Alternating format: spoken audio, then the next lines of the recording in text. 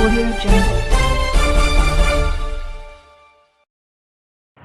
गोड़ लागतानी हम रामेश्वर रुद्रपुरी खबर रुद्रपुर से रउआ लोगन के टटका टटका राजनीतिक सामाजिक सरोकार से भरपूर देश प्रदेश का हर छोटी बड़न खबर खातिर करम आपके आमने सामने आपके वही भोजपुरी अंदाज में। तो चलिए देखिए आज का ताजा अपडेट।